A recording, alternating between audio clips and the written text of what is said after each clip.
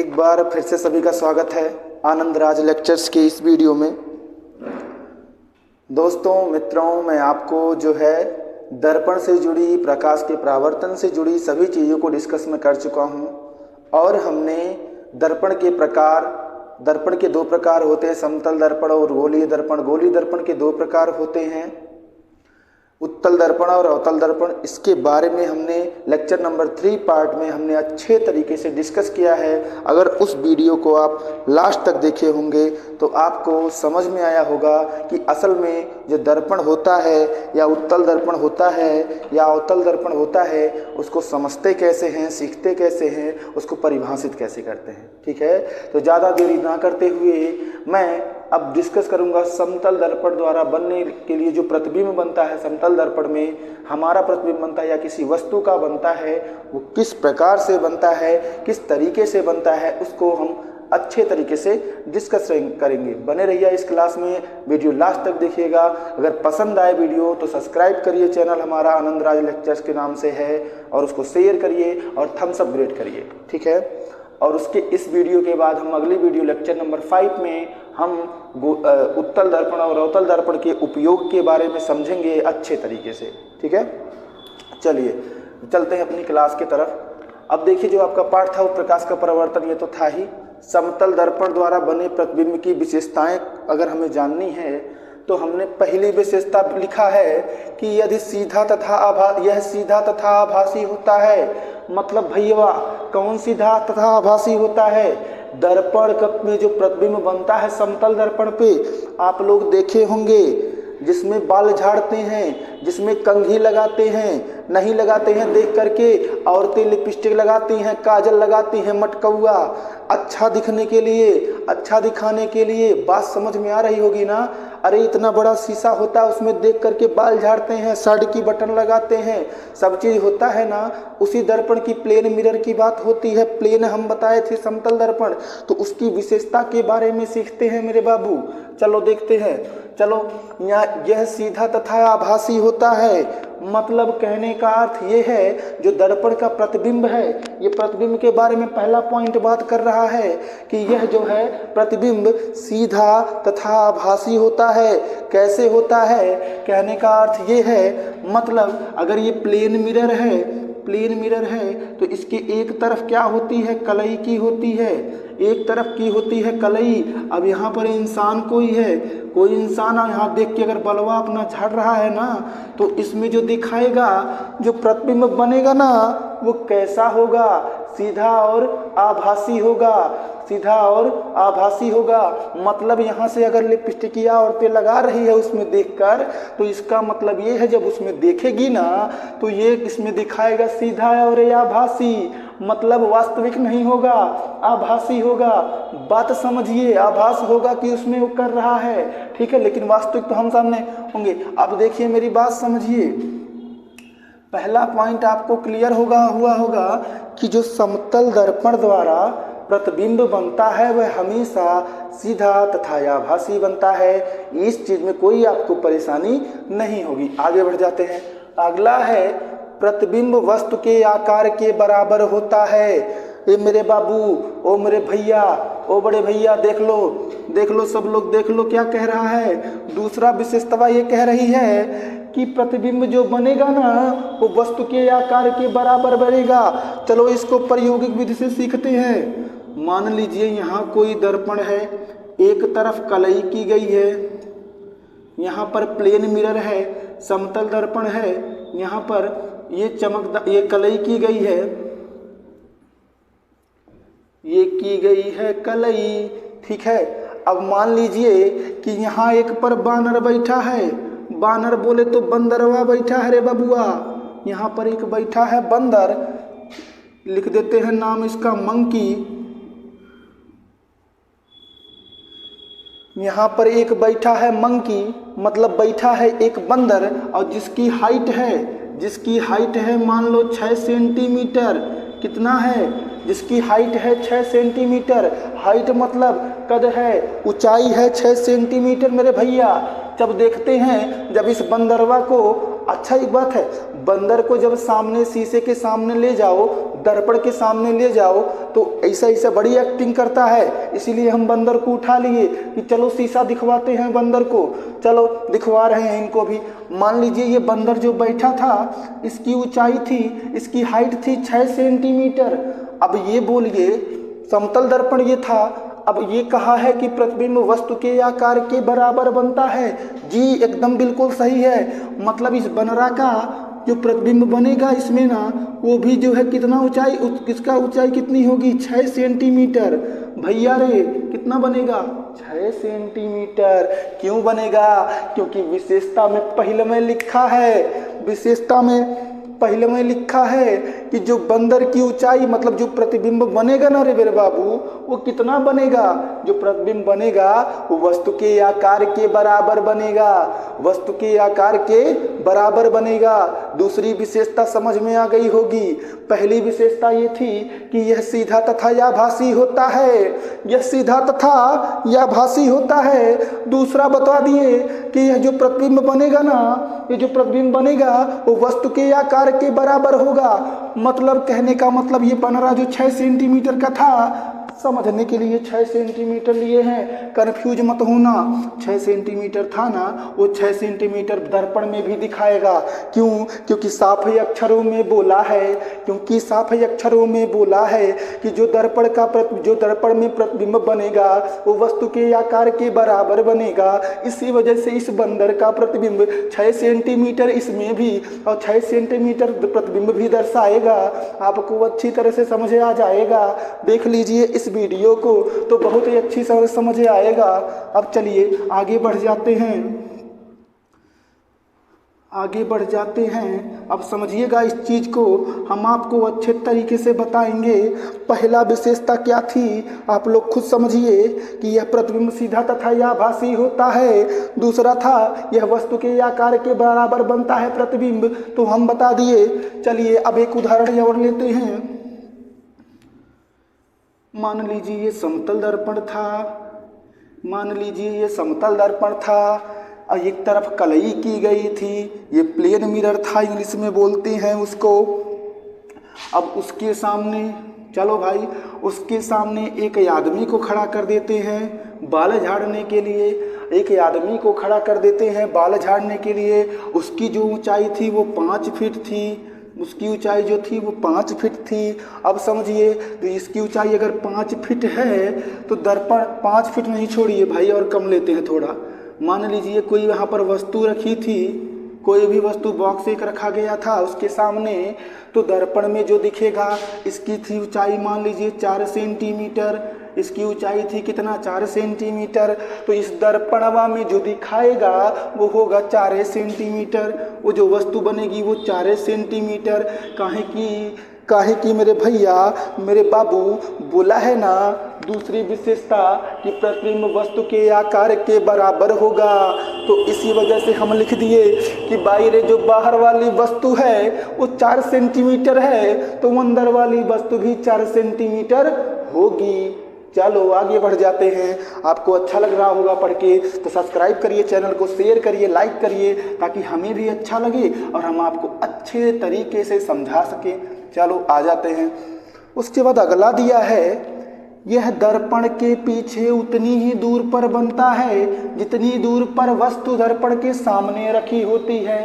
अब बात समझिए, बात पूरा समझिए। अब जैसे कि क्वेश्चन अगर दे रहा है कि मान लीजिए फिर बंदर का उदाहरण, बंदर को छोड़ने वाले नहीं हैं हम। फिर बंदर का उदाहरण, मान लीजिए एक यहाँ पर बंदर है, क्या है, यहाँ पर एक बंदर है, ठीक। मान लीजिए यहाँ पर एक बंदर है और यहाँ पर एक दर्पण है, यहाँ पर एक दर्पण है, समझिएगा। यहाँ पर एक बंदर है, यहाँ पर एक दर्पण है, एक तरफ कलई की गई है, एक तरफ प्लेन है।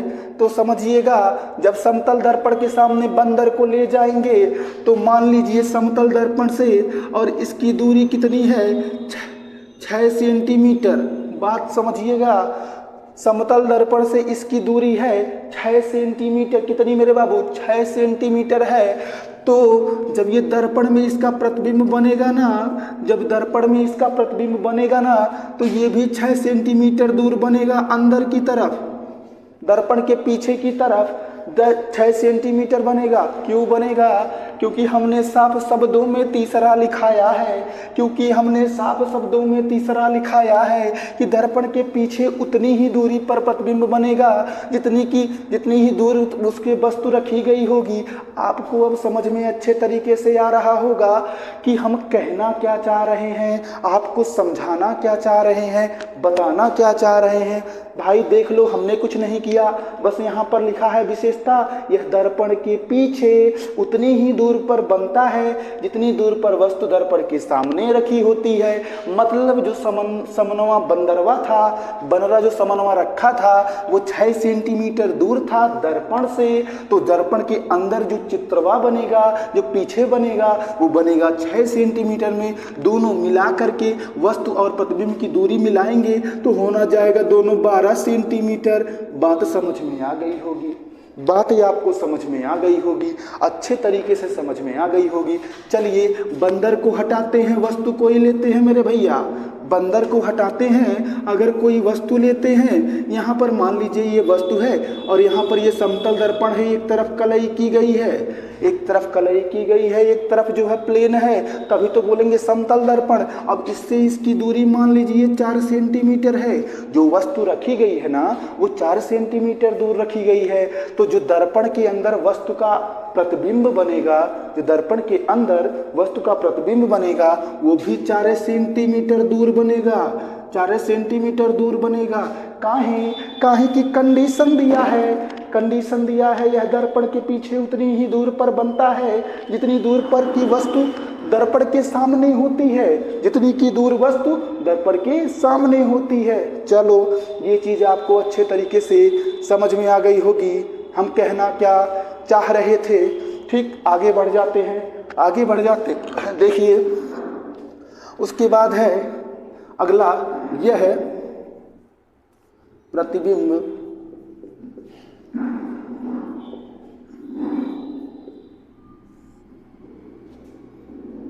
दर्पण में पीछे बनेगा, पीछे बनेगा, दर्पण में पीछे बनेगा। बात समझिए, अब आपको समझाने की कोशिश हम कर रहे हैं। दर्पण में पीछे क्यों बनेगा? मान लीजिए यहाँ पर एक समतल दर्पण है, मान लीजिए एक समतल दर्पण यहाँ पर है, एक समतल दर्पण यहाँ पर है, एक तरफ कलई की गई है, एक तरफ लाल पेंट किया गया है। तो बात थोड़ा गौर से समझिएगा, दिमाग खोल के समझिएगा। क्यों? क्योंकि हम आपको यही समझाना चाह रहे हैं कि ये जो दर्पण है ना, जो ये दर्पण है ना, इसके सामने मान लीजिए कोई व्यक्ति अगर कहीं पर बैठा है, कोई व्यक्ति अगर कहीं पर बैठा है तो उसके सामने मान लीजिए एक आदमी खड़ा है। ठीक, नहीं आदमी जी छोड़िए, अगर एक वस्तु बॉक्स रखी गई है और एक बॉक्स यहाँ पर रखी गई है तो बात समझिए। तो अब जब ये वस्तु दर्पण के पीछे बनेगी, क्यों बनेगी? क्योंकि अब जो ये चित्र बनेगा ना तो यहाँ पहले वस्तु दिखाएगा, फिर जाके आदमी बैठे आदमी को दिखाएगा। कहने का अर्थ समझ रहे हो ना कि पहले वस्तु दिखाएगा, कि पहले वस्तु दर्पण में दिखाएगा, फिर जाकर आदमी का चित्र दिखाएगा। क्यों? क्योंकि कंडीशन में दिया है कि प्रतिबिंब जो दर्पण में पीछे बनता है, यह प्रतिबिंब दर्पण में पीछे बनता है। कहने का ये है कि जो प्रतिबिंब बनेगा दर्पण में पीछे बनेगा। जैसे हम कुर्सी पर बैठे हुए हैं, उसके सामने 4-5 कुर्सियां हैं, जैसे हम कुर्सी पर बैठे हुए हैं उसके सामने 4-5 कुर्सियां हैं, तो उसके सामने एक समतल दर्पण है, वही बाल झाड़ने वाला भैया घरा वाला, वही अगर दर्पण रखा गया है तो उसमें अगर हमारा प्रतिबिंब दिखाएगा तो सबसे पहले कुर्सी उर्सी को दिखाते हुए तब हमको दिखाएगा, ना कि पहले हमको और कुर्सी को बाद में, पहले कुर्सी को दिखाते हुए हमें तब दिखाएगा। अर्थात हम कह सकते हैं कि ये जो दर्पण द्वारा बढ़ता है प्रतिबिंब, समतल दर्पण द्वारा जो प्रतिबिंब बनता है वो दर्पण में पीछे बनता है, पीछे की तरफ बनता है। एक कंडीशन और सुनिए, चलिए एक कंडीशन और सुनिए, क्या दिया है कि यदि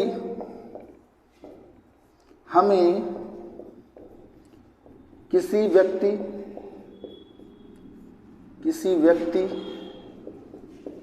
का पूरा प्रतिबिंब देखना है, का पूरा प्रतिबिंब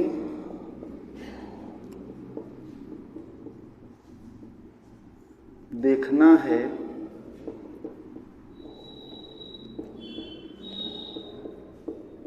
तो दर्पण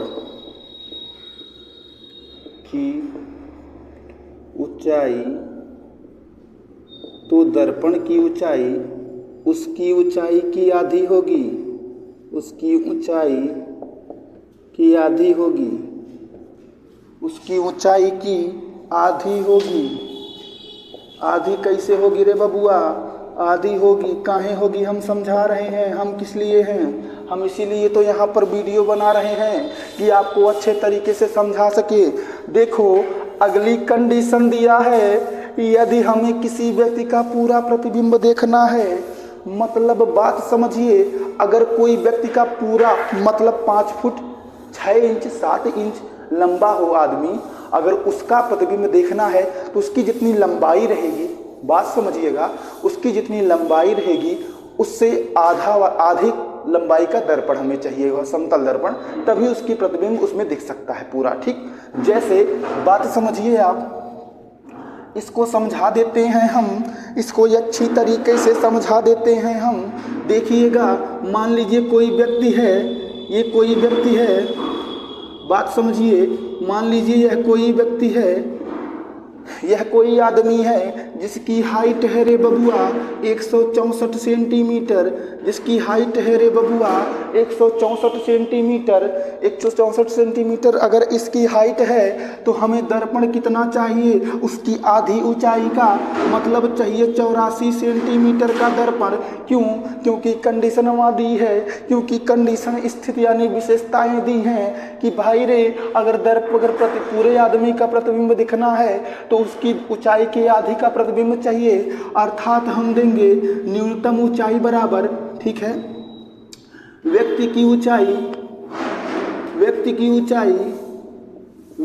ऊंचाई, बतिया समझिएगा, व्यक्ति की ऊंचाई बटे 2, मतलब 164 बटे 2, तो काटेंगे आएगा 84, 84 गुणा कर लो, 84 दूना 164 होगा, 2 चौक 82, सॉरी 82 आएगा, सॉरी गलती से लिख दिए भाई, ये आएगा 82, देखिए ये आएगा 82, ठीक है, ये 82 आएगा।